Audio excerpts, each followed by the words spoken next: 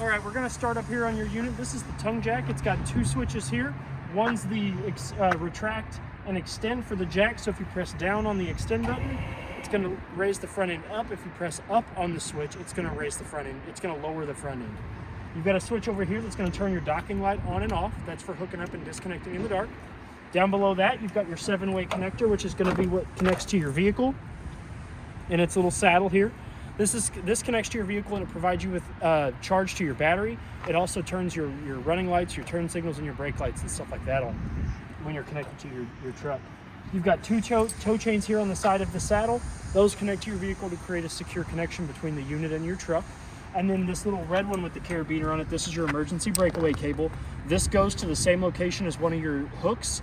And if for whatever reason your unit comes unhooked from your truck, this is gonna pull the emergency brakes and it's gonna lock those brakes up to keep your trailer from rolling back down the highway. Behind all of that stuff, you've got two 20-pound cylinders underneath this cover. This cover helps keep everything nice and clean, keeps the weather out of your two propane tanks. The two propane tanks, they're two 20-pounders. They are full except for what we used to PDI the unit. They're fed into the unit with an even flow regulator. There's a little black dial here at the top. It's an indicator. Whatever direction this indicator is pointing to, that's what bottle it's drawing from. This is for your benefit, so let you know which bottle it's being drawn from. Once it empties, you can flip that over, open the bottle, take the empty bottle off, go get it filled or replaced, and you can come back and put it back on without having to take all of them off and turning all of it off. The cover here, when you do take the cover off and you put it back on, you do want to make sure that the opening for the hatch on the top is facing the unit, so that way the wind doesn't rip this thing off when you're traveling down the road. And you can just tighten it down with these two little spin nuts here. Behind the propane tanks, you've got your 12-volt Marine RV battery, and it's a nice protective box. It does have a latch to keep the lid from blowing off when you're traveling down the road. Your battery's in this box for two reasons: to keep it safe and to keep the terminals from corroding easily. If we come around here to the side of the unit, we're gonna start here with your VIN sticker. That's gonna be your VIN number, just like the one on your car. Up here above the door, you've got your manufacturing sticker, which is gonna give you the manufacturer date, all of the good numbers and stuff that you're gonna need for your being the owner. You've got your tire and loading information, which is gonna give you the PSI of your tires cold. And then underneath that, you've got your water system. So you've got your outside shower and sprayer up here along with the hose. This hose will fit into that center ring there. It's a male connection to a female port. You'll push back, slide that in, let that become flush, give it a brief tug, make sure it's secure. And then you can turn your cold or hot on, and then accordingly, as long as you've got your water pump on or you're connected to city water, you should get water through your outside sprayer. To disconnect, you're gonna just push back on this ring and it's gonna come out easily. Below that, you have 4 different valves. Each one of those valves indicates a different line that the water runs through. If you follow the diagram here, that diagram gives you the proper valve orientation for either dry camping, power filling your tank, which is filling your fresh tank, your city water, winterizing, or siphoning if you want to clean your system out. Down below that, the white valve there, that white threaded valve, that's going to be your city water connection. So you're going to take your hose and regulator. We always recommend a regulator because you never want to use anything more than like 45 to 50 pounds of pressure in your water lines. Runs the risk of popping the little snap rings off and causing a big mess. But this is where you're going to hook that hose and regulator to, and you can either select your valves into the city water connection orientation or the power fill, and that's how you're also going to fill your fresh tank as well. And that sticker is waterproof, so you don't have to worry about it peeling off and not remembering what the valves are. The black valve over here, that is your black tank flush. That's where you're gonna hook that same hose and regulator up to it. And as long as you've got your hose connected to your sewer dump station and into the proper dump station on the other end, you run that as long as your black tank is empty and the valve is open. And what that does is it sends water into a little aerator at the bottom of your black tank that kind of spins around and helps eat up all that nasty gunk at the bottom of your black tank. You do have an outside pump switch. That's gonna turn your water pump on from the outside. Now, if you turn this on, and you turn it on the inside at the control panel, you do need to make sure that this one or the other one is turned off. If you leave this one on and you go to turn that one on and off, your water pump is still going to be on and vice versa. So if you turn this one on and leave it on, you need to turn that. You don't have to use the one on the inside, and you don't have to use the one on the inside if you're going to use this one out here. Just don't leave them both on at the same time because you're going to end up forgetting which one is on, and your pump's just going to continuously run. Beside that, up here against the front of the unit, you do have your solar controller. That's going to give you 3 very vital pieces of information. It's going to give you the voltage that your converter is putting out. It's going to give you the amperage that the battery is being charged at from the solar panels on the roof. And it's also going to give you the temperature of the solar panels on the roof. The little black box below that, that is your battery disconnect. If you're going to store this thing for the winter, you can turn that knob from the on to the off position, and then that's going to cut the juice from the battery to the unit so that way your battery doesn't drain. Down below that, you do have a compartment door here for your hoses and your wires. If you're at your campground and you don't want to leave this open the entire time, you can run your cables and hoses up through the bottom there, close this, let them come through this little trap door here, and then you can still have access to your water connections without having to leave your side compartment door open. Now that we've gone over that, we're going to go ahead and close this back up. They are all 1 key alike, so your 1 key that's going to unlock your door is going to also unlock these slam latches here. This is your water heater compartment, so if we undo this little latch here, we lower this down. You do have your pressure release valve here. That's going to let you know if there's water in the tank. It's a really easy way to let you know, because you never want to try to light your water heater on gas or electric while the tank is empty. You can either burn up the element or cause your tank to expand and rupture. So you can pull back on this if there is water in your unit and there's water in your tank and it's not in bypass. Water will come out of that and you'll know that you've got water in your tank and you're ready for lighting. If for whatever reason it doesn't light with the switches on the inside, after a brief moment of time, after not lighting, you can come out here and you can press this little rubber stopper in here, and what that does is it resets the breaker for that and it'll attempt to relight after that. Down below that, the little black box at the bottom, that is your electric element. So that's what's going to heat your tank if you're not using the gas. So if you flip the electric switch on, it's got a heating pad up underneath the hot water heater tank, which will heat the water that way. It is much slower at heating your water than the gas, but it is more energy efficient. So you're not wasting your propane. Well, not wasting, I guess. You're just not using as much propane. So down below here, you can see that they are labeled. You've got your freshwater drain and your low point drains. So your freshwater drain is going to be right up there. It's the black valve. Your black valve there with the blue tube, that is your fresh tank drain. And then the 2 valves there, the 2 white valves, one on the red and one on the blue, those are your low water drains. Those are the 2 lowest points in your water system on the unit. Those are used for winterizing and dewinterizing. They are left open right now because the unit is winterized and the fresh tank is left open, so that way if there was a chance to freeze, the water would be pushed out of that fresh tank drain. We come down here to the side of the unit. The 2 tires on this side have been, the PSI is about 64.7. I just aired them up right before we did the video, and the lugs have been torqued to 100 foot-pounds. As per the sticker on the side, and the PSI as per the tire loading information. We come down here to the back side, you've got your gray water holding valve and your sewer connection. So it's got a cap over it right now, but you'll undo this cap. You'll connect your sewer hose to this, put the other end at the proper dump station. You want to always pull your black tank first. That's going to drain all your bio waste out of your black tank, which is where that's all the stuff that comes from your toilet.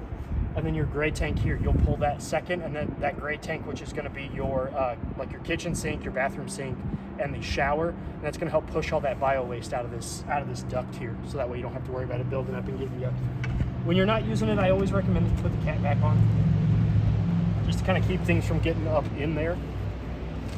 Back behind that, you have your 50 amp service.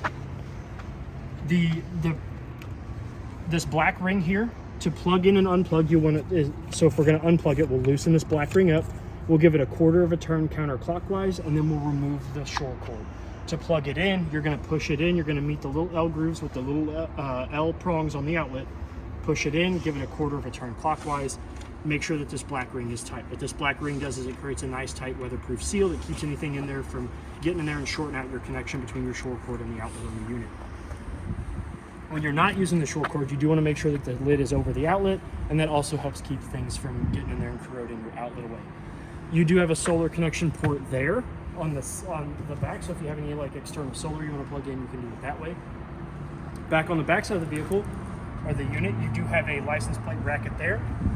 Your spare tire has been checked. The PSI is sitting at about 64 as well. And these do not have to be torqued to the 100 foot-pounds. They just have to be wrench tight.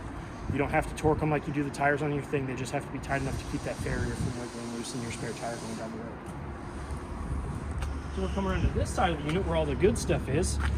Back here in the back, first off, you've got your switch on this side. Both of your switches for your rear stabilizers and your front stabilizers are on the door side of your unit.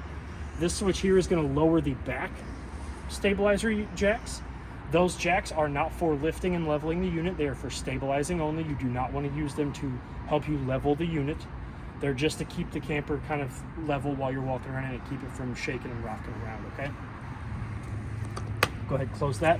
I always tell people you want to make sure that that's closed. For one, it's a little plastic cover. It's going to be easily broken off. Somebody brushes past it, you know, you hit a branch or something, knock it off, and then your switch is exposed. So your unit does in fact have two different outside kitchen options. So you have your outside griddle and grill here, which to plug that in, you're going to set the base for the frame for the outside grill on the rail here. Then you slide the outside griddle onto these two arms here using these two holes that are riveted to the side of the outside griddle combo. Then you're going to take the LP hose that comes with your unit, and you're going to pull back on this shiny brass ring. You're going to slide that up to the male connection past the ball bearings. Let that be nice and tight and secure. This brass ring will then go flush to the base of the hose itself. And then you'll do the same thing underneath the unit here at the LP Quick Connect port. It should be right here where my hand's at.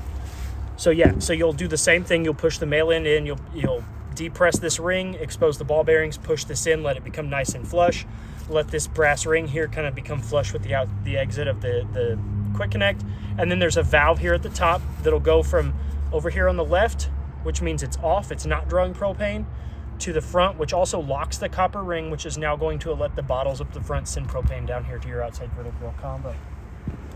Once you have that, once you have the LP going from the unit to the outside grill, you're going to come here and you're going to push in on the big silver knob. You're going to turn it to where you see just this first little bar here. All the way past that, you're going to hear gas starting to escape at that little electric symbol there. You're going to hear gas starting to escape your griddle grill.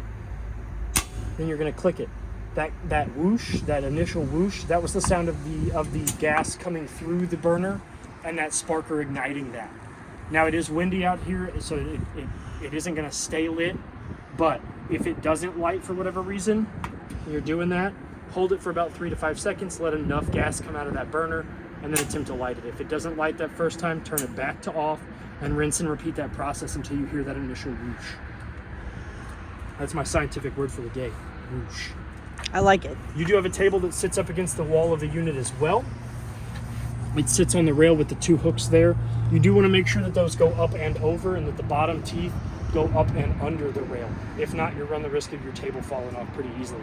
And you lose your beverage, that would be sad. Yeah, lose your beverage, lose your steaks. Lose your snacks. So I am going to go ahead and remove this table right now. I'm going to go stick it back up here, and I'll show you where I do that when we get up to the front of the unit. But I do want to show you the outside 110 and cable outlets.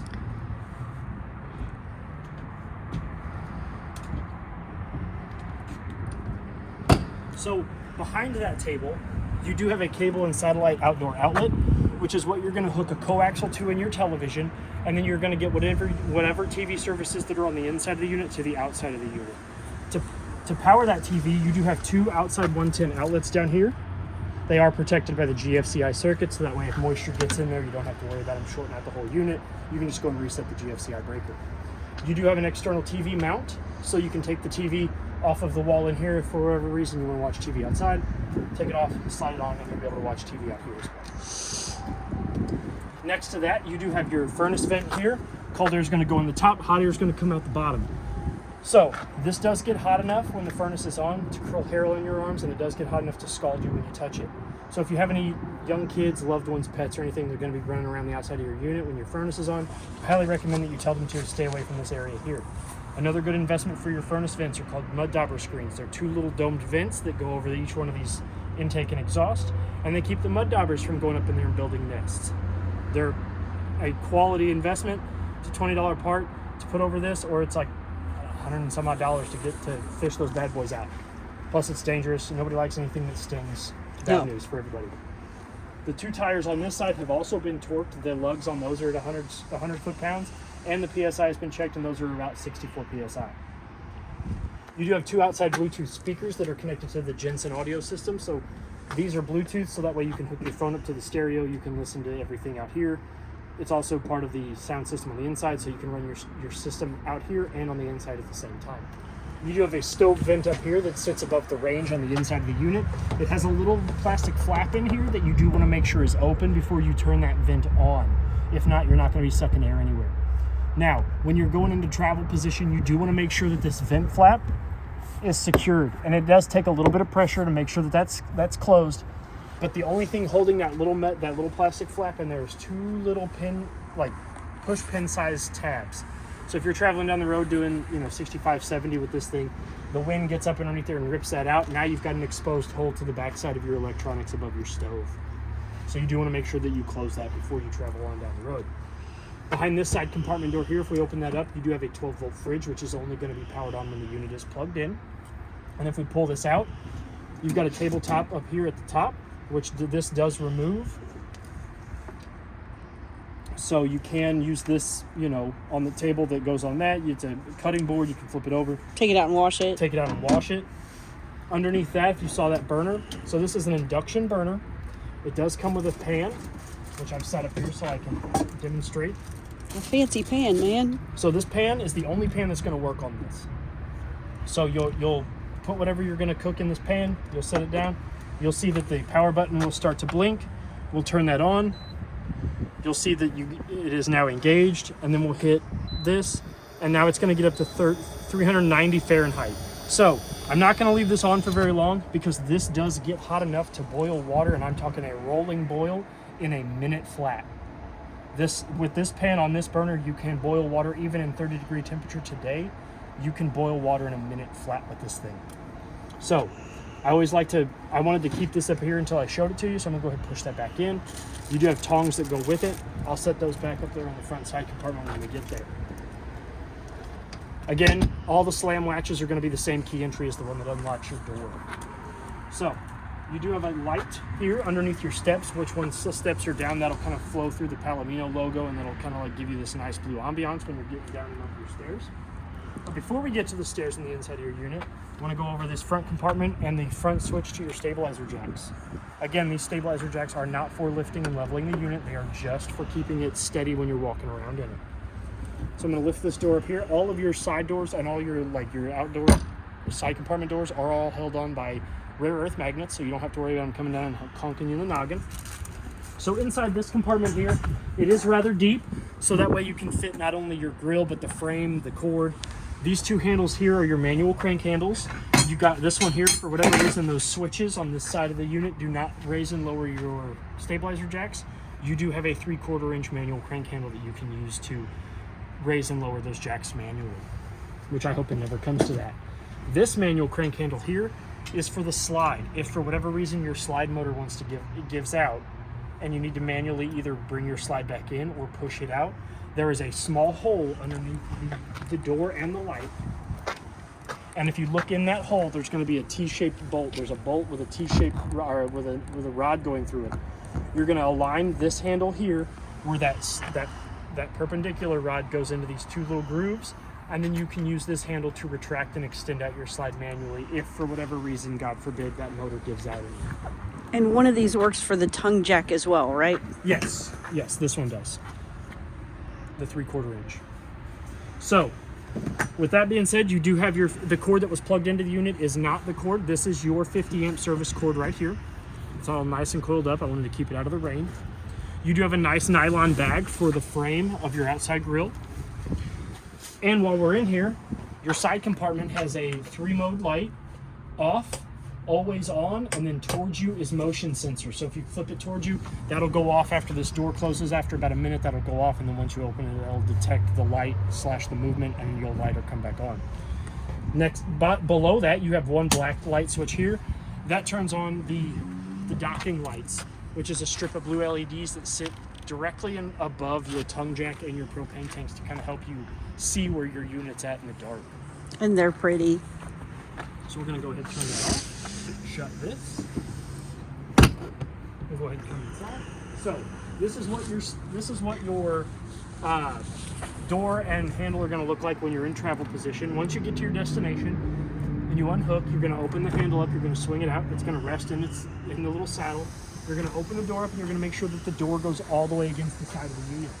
If you try to bring your steps down with the door even half open, you run the risk of the side of your stairs here catching on this and doing some damage to your storm door. So once we have the door all the way open and the handle out, you're going to pull back on this little blue tab here, which is going to release the travel lock. You're going to swing your stairs down. I'm a little taller, so I'll grab them here at the top, but there is a black plastic handle built in, so you can grab those without having to grab the metal itself. The first thing that you're going to want to do when you lower your stairs is you're going to want to make sure that this black plate here is flush with the silver threshold. If for whatever reason the stairs are not level when you bring them down, you can come down here to the bottom of the stairs, and behind here there are 2 silver tabs. If we press those in, those are going to let us independently articulate these 2 legs here between 15 and 18 points of articulation, depending on the elevation that the stairs come down at. You do want to make sure that they are flush, and once they are flush, you're ready to go inside the unit. So we're going to go ahead and come on inside. The first thing that we're going to notice when we step inside is that you do have a fire extinguisher here by the door. The second and most important out of in my opinion, these are the 3 most important things: the fire extinguisher, the smoke detector, and the LP detector, which is going to be that little black guy right there next to the breaker box. Those are your 3 most important safety features in a unit.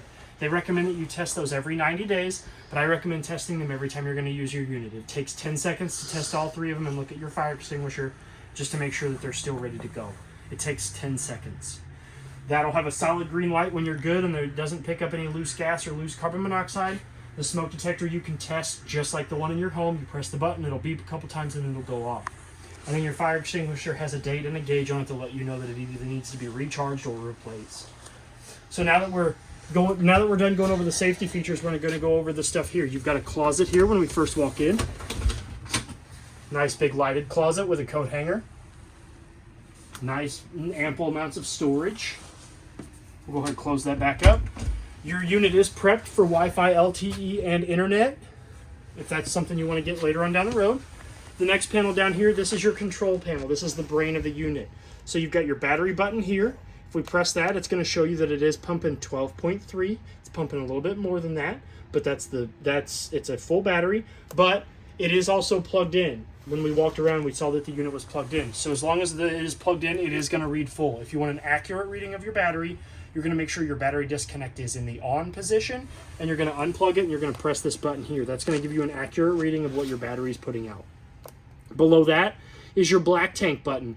This black tank here is going to go off of the empty 1/3, 2/3 full. It should show empty. That's going to be your toilet. That's going to be the bio waste. The next button below that is your auxiliary, which isn't used in this unit, but it's also going to be reading off the empty 1/3, 2/3 full. Fresh tank is going to be your fresh water. That's going to be your potable water. That's going to be the water that comes out of your kitchen sink. Your drinking water comes out of your fresh tank. It's going to be used for everything in your unit if you're not connected to city water. That's going to also read off the empty 1/3, 2/3 full. Then we've got gray 1, which is going to be your, and see I left a little bit in there, but it's 1/3, 2/3 full. So I could show you what the different levels look like in that. So it is 1/3, 2/3. That's going to look like that. This is going to be your kitchen sink and your bathroom. Then you've got gray 2, which is going to be empty 1/3, 2/3 full. Down below that, you've got your water pump button is the first red button. When you engage that button, it does illuminate so that you do know it is on. This will prime your water pump and send water from your fresh tank through the water pump through the lines of your unit. If you turn this off, then you can connect to city water. You do not want to have your water pump on when you're using the city water connect. The next button here is your water heater. So that's what you're going to flip that button on there. Excuse me, pardon me. Your water heater is going to kick on. You're going to be able to use it that way. The next button over here, these 2 are blanks. You've got your awning button here, which is going to be your awning 1. That's going to turn the awning lights on. There are 2 little strips of lights down your awnings. I don't know if you can see them when it's closed. Yep. Very cool. This button here turns those on and off. The big button here above them is your awning extend and retract button. Now, the awning is one of the most expensive repairs on your unit. So when you send it out, if you're going to step away from your unit for more than 5-10 minutes, bring it all the way back in. A stiff breeze, a loose branch, any sort of damage to that, and it's going to be an expensive repair. The canvas is expensive, the arms are expensive, the tube's expensive. It's just an expensive repair for a luxury thing that you can just take the time to retract back in, okay? So you will extend all that out. There is a tube that will come out with the canvas. The canvas will be on the top, the tube will roll out from the bottom. When it gets all the way extended, there will be a skirt that hangs down. You want to make sure that that skirt is flush up and down as possible with the top of the canvas. The canvas is coming out the top, the skirt's coming out the bottom. What that does is that gives your top canvas the appropriate amount of slack, and it allows that skirt to do its job. Now, when your awning is all the way out, you'll notice that you have the two arms, the two lateral arms that come out with the tube attached, and you've got two small support arms in between the two lateral arms. Those two bottom arms, you can pull and adjust those. Those create a steeper pitch on either the front side of the unit, the back side of the unit, and if you use both of them at the same time, it creates a steeper pitch off to the side of the unit. So if the sun or the rain's coming in from the front or the back, you can adjust that accordingly. And then if it's coming out from the side of the unit, you can adjust that accordingly as well. But you always want to make sure that you adjust those pivot arms back to the neutral position before you retract your awning back in. If not, it can do some damage to those support arms, okay? The next light here is going to be your living room lights. As you see, I turned it off, and all these lights in the living quarters turned off. Now, all of these lights they do have a manual push button in the center, so you can turn them all off independently. If you don't want so much light, turn a couple of them off. But if you turn the light off and you turn it back on with one of them off, you can see that they don't all come back on again. They do have to be in the on position for them to be controlled by this light switch here. So if you ever come in your unit and one of these is off, don't fret, come in, make sure it's actually on instead of being off, and then try your light switch again. The switch below that is your slide. That's what's going to bring in this slide here that's got your refrigerator and your armchairs on it. It's going to bring that in.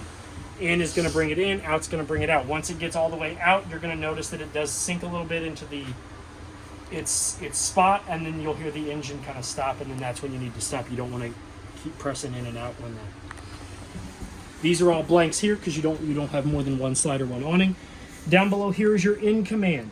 So you can scan this QR code here with your smart device, and if your smart device is Bluetooth capable, you can actually connect your smart device to the in command app, and you can control all of, like, a majority of this stuff here with your phone. You can turn your lights on, you can check your tank levels, you can customize your in command system to do what you want it to do with your unit. Down below that, you do have another switch here, which is going to turn on a strip of LEDs below the television and the fireplace. Now that we're done going over the brain of your unit, we can work our way around. Up here in your entertainment center, you have two cabinets here at the top that open up into a single large compartment, so you can store books, magazines, blankets, throw pillows, remotes, stuff like that. Snacks. Your Sansui Smart TV does come off on an arm. And I'm going to show you the reason why I pulled this out here a little bit is because I wanted to show you the 110 outlet and the HDMI port and the coaxial outlets. So the HDMI outlet always needs to be plugged in because that's how your TV is putting sound through your unit. The next outlet down below that is your coaxial. So the top one is going to be for your cable and satellite, and the bottom one's going to be for your antenna. If you are connected to the antenna, which is in default position, that red light next to it does need to be on. If that red light is on, you're going to draw your channels. If that red light is off, your antennas are not going to give you any channels. That's your antenna booster button. So if you want cable and satellite, you unhook that coaxial, you plug it into the top one, you turn that light off. You're only going to get cable and satellite from the top outlet, and you're only going to get antenna at the bottom outlet with the light on. The next outlet below that is your 110 outlet. That's what you're going to plug your TV or whatever. If you have a game system, a DVD player, whatever, that's what you can plug that into, so you can power that as well. You do want to make sure that your TV is pushed all the way back up against the wall, and it does have a lock, so you can be a little forceful with it.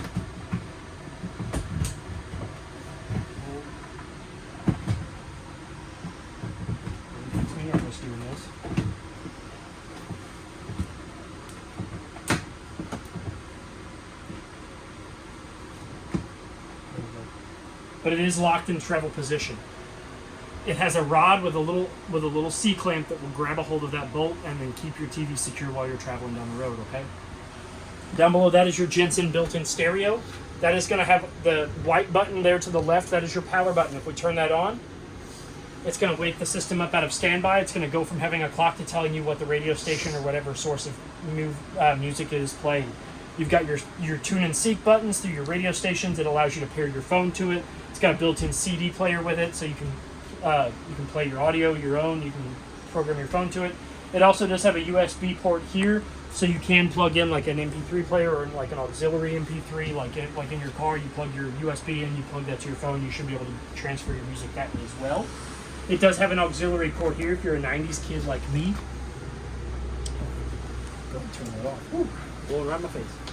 So, Zone A, the two most important buttons are Zone A and Zone B. So, when your stereo's on, if you're not hearing any music, make sure that you're not blasting the people next to you on the campsite with your music. It'll let you know Zone A and Zone B up here at the top. Zone A is going to be inside, Zone B is going to be on your outside. You can run them both at the same time. So if you're on the lake and you're having a good time and you want to hear some good old music while you're outside and inside, you hit both of those at the same time. Hitting the white button again will send it back into standby mode. Next to that, on the inside of this little cubby here, you do have a USB port. You've got two USB ports there. They do pull about 5.04 volts, just standard enough electricity to charge your smartphone. Down below that, you do have your electric fireplace. This is the secondary source of heating outside of the furnace. You've got 4 buttons down here. The first one here turns it on and off. Now it does have a set button, so the next button here is going to be your lights. That's going to cycle through some RGB settings for your backlights. This is going to be the dim switch, so you can, if you want heat but you don't want light, like while you're trying to sleep, turn it all the way off. And then this button here is going to change the temperature. So your thermostat button will go from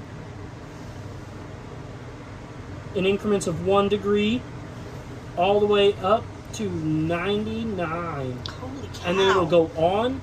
And then now you don't have any heat coming out at all, but you can still have it on. So if you got your furnace going and you want this, you know, you're having dinner, you're watching a movie, and you want your fireplace on, you don't have to have heat blowing on your face while you're watching your movie. Now there is a remote to this, the stereo, and the TV. I keep them all in here, where the remotes go. This remote here is your fireplace remote. It's got the power button, a timer button, the flame controls button, your temperature increase and decrease, and a Celsius to Fahrenheit button right there. The next button the next remote with all the other buttons is your Jensen remote. This is going to be the remote that controls your in-house stereo system. All the buttons here are also all the same buttons that are going to be on the front face of your unit. The next remote is going to be your Sansui Smart TV remote, just like a standard remote for any sort of smart TV in your home. It's got your Netflix, your YouTube, memory setting buttons, volume, channel, all your standard buttons. The ring is your navigational buttons, but I like to keep those in there. Next, we'll come over here to the kitchen. You've got a Greystone spin top glass top microwave, just like the ones in your home. The clock isn't set just because I just turned the battery back on, but it does work. I think we heated up, a cup of coffee. I think Timmy always heats up his coffee with these things, just to make sure that they work. Pull these little stickers off here. Down below that, you have your vent fan and light. This switch here, O for off, I for ignition, and then your vent fan. But you never want to turn your vent fan on if that little flap outside is open, or is closed, I mean, because it's not going to work and it's going to overheat. So, down below that is your Greystone glass top stove. It says glass top, but you can't cook on this glass. It will get hot, but it will not get hot enough to boil water. So in order to use your stove, you want to lift this up, create yourself a nice little backsplash so your red pasta sauce or whatever you're cooking, your barbecue sauce, doesn't splash all over your nice interior of your kitchen. So we're going to flip this button here. That's going to turn your burners on. So in order to light your oven, or your stove anyway, your stove top, you're going to press in. That knob's going to turn into purple. And then you're going to turn your striker.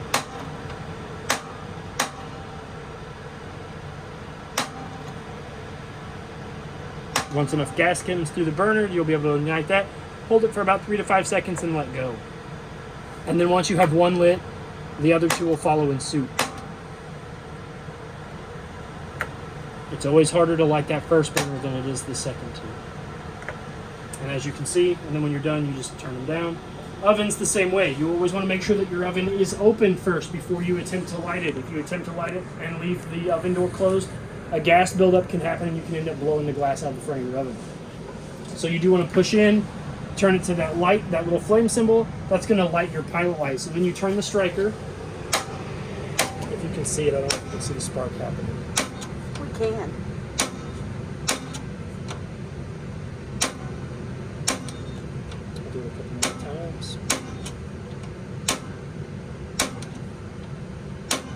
There it goes. So you want to hold in that pilot light for just a little bit. Let enough gas get into that pilot light. Let it stay lit. Once you depress it, you can then adjust. See, it just went out. So you press in. Attempt to light it again. There it goes. Hold it for about 3 to 5 seconds. A little longer than that if you have to. Depress, and then you can adjust the temperature. Once you do that, you'll see the runners turn blue, and then your temperature will get to the desired temperature. Underneath that, you have your furnace vent. I gotta stand up. It's burning me in the face. It's on right now because it's cold outside. That's where a majority of your heat's going to come from when your furnace is on. Outside the little black vents that are scattered throughout your unit. You do have a GFCI protected 110 outlet here in the kitchen, so that way you can plug in any sort of like coffee machine mixer or anything like that you're going to be using for a little bit. You do have 2 manual push button lights up underneath your cabinets. One above the sink, one in front of the window. You do have a cabinet space up by the microwave. 2 little single drawers here. Open up into a much larger cabinet. Your sink has 2 of these silicone and metal drying racks that you can just roll up and put wherever you want. Nice big stainless steel basin sink. You've got your temperature knob here, hot all the way towards the wall, cold all the way towards the refrigerator. To draw water from the unit, you pull out.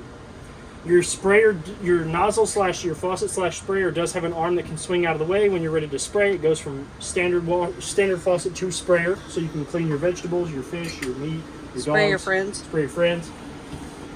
This is the thermostat that's going to control not only the heat but the AC in your unit. So we're going to hit mode. Right now it was on heat, but it went to off, so we hit mode again. That's fan control. Temperature increase is also going to change your fan settings.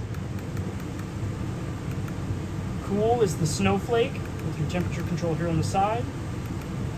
Furnace is going to be the 3 wavy lines, looks like bacon, and then back to off again.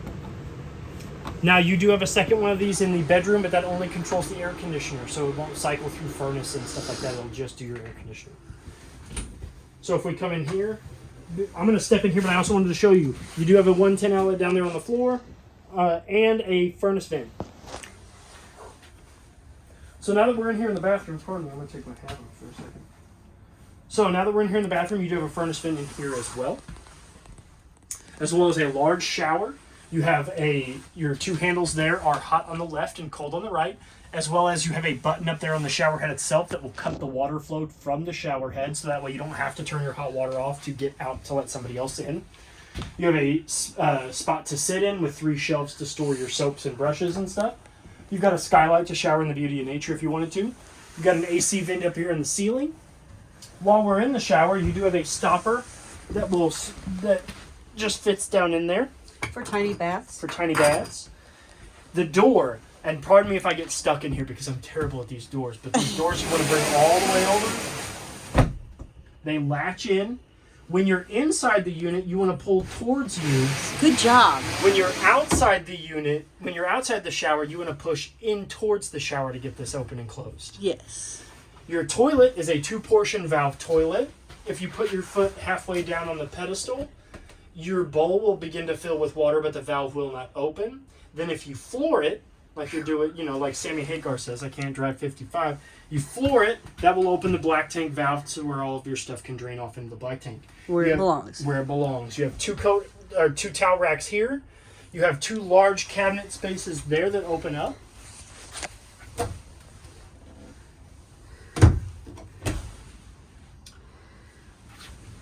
You have a light switch there on the sides, which will turn the lights on in the bathroom. Let there be light. There are 3 of the same kind of manual lights that power the bathroom. So if they're off, they're not going to run off of the switch. Your medicine cabinet there, the mirror in that is the safety back mirror glass, so that you don't have to worry about it shattering on travel. You have a 110 outlet over there as well, so you can plug in your hair blow dryer, your electric trimmers. Or Margarita machine. Or margarita in the bathroom, heck yeah. Your sink has hot on the left and cold on the right. You have under sink storage there as well. And then above my head here in the bathroom, in case things get hairy like it is now, like it's hot or you're sweaty, you pull down on the black crank and you turn it counterclockwise to open your vent up. Now there is no cover over this, so if it is raining, you do not want to open this up. And then you've got a 4-speed controlled switch, a little button over here that will cycle through 4 speeds, and a fan off button. Then when you're done using that, you crank this knob clockwise, which will close the vent.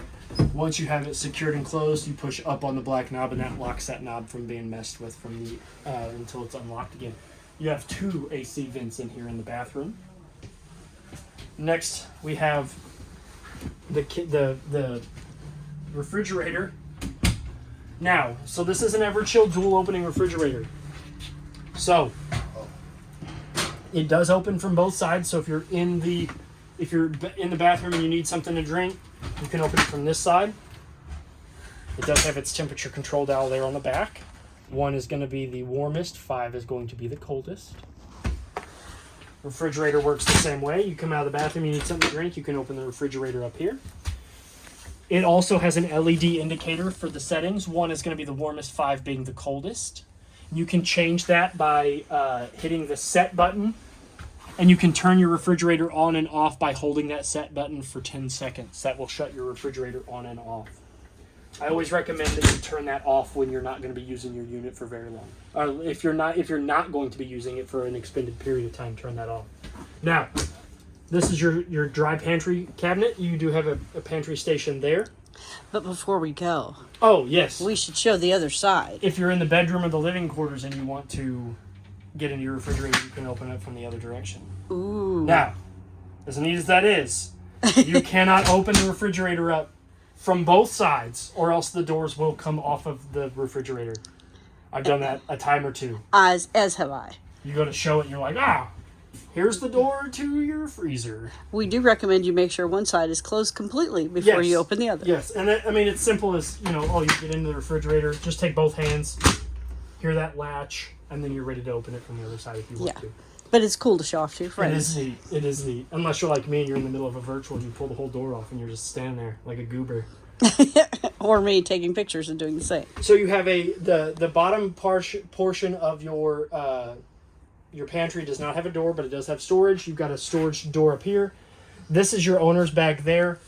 That's going to have all of your information, your toilet paper holder, all that good stuff, that optional stuff that you can install where you want it. And then this stuff here, this is your TPMS sensor.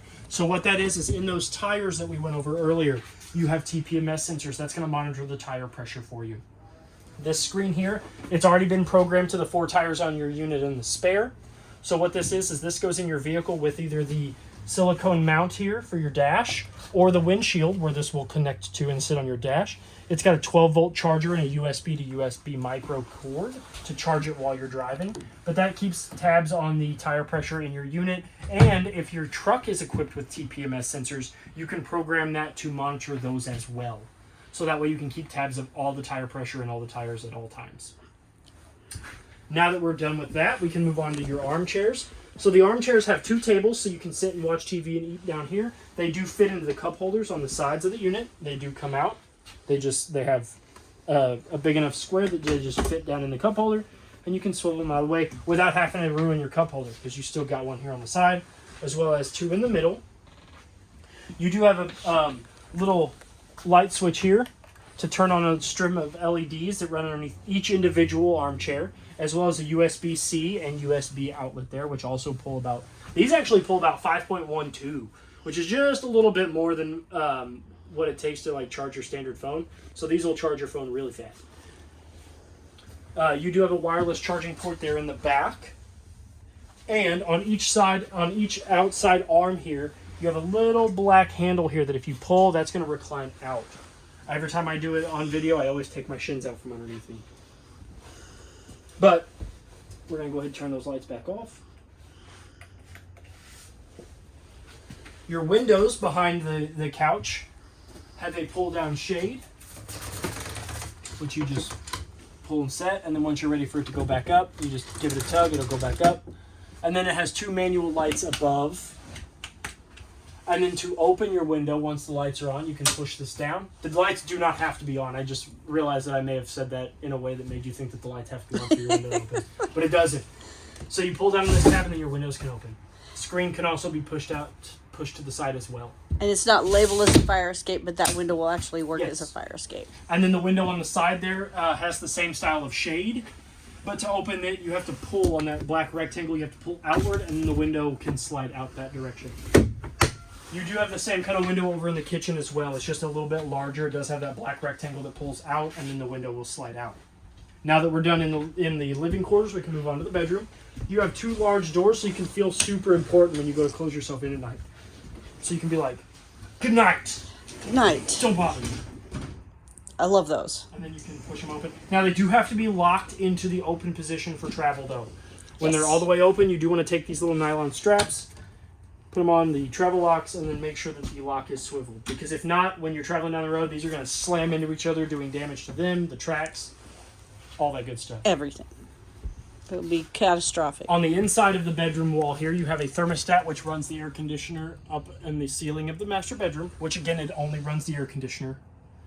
You have a light switch down there underneath that, which will turn the manual lights on above our heads. And then up on the wall there is your TV backer, along with your 110 outlet and your coaxial. So that coaxial there does not have an antenna booster because that coaxial is powered by the one here in the living room. So whatever TV services you're getting on that, you will get out there as well as outside. So if you're watching antenna in here, you can only watch antenna in this room and outside as well. If we come into the bedroom, each one of these, your fire escape window for the bedroom is over there.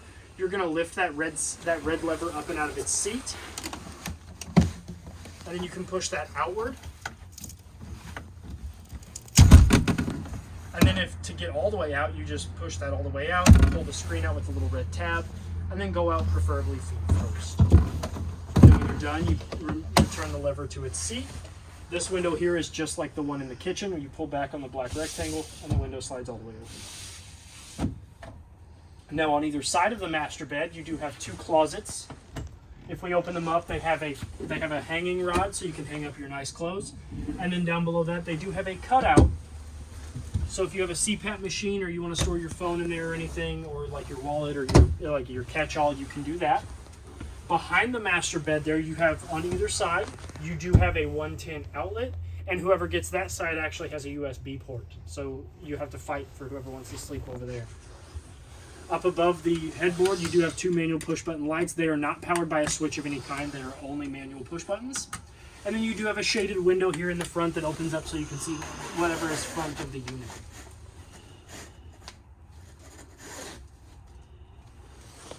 And then the tension of the string for this shade can be controlled by these 2 spools there. It looks like I'm going to have to tighten that one up. Just a bit. And that comes down and you don't have to worry about people seeing in here while you're trying to sleep. Last but not least, if we lift up on the bed, the mattress does lift up. And then there is a hidden door underneath that will open up so you can store blankets, throws, snacks. Throw pillows. Throw pillows. Your spouse if they're misbehaving. Absolutely. Trey loves throw pillows. I love throw pillows. My girlfriend just bought 4 more the other day. Did she really? Yeah. And you were super excited. Stoked. Now, I know I said that the stereo, before we get off here, I know I said that the stereo can play inside and outside. That HDMI cord is very important because that not only lets the TV work through that, but these big speakers here are your inside speakers. So if you want your stereo, zone A is going to be this speaker, that speaker, and then there's 2, one over the kitchen and one over the bathroom door. So, I think that pretty much covers everything in your unit. If you have any other questions or concerns, my name is Trey here at Parkland RV. Feel free to call me anytime. Thank you. Happy camping and good luck.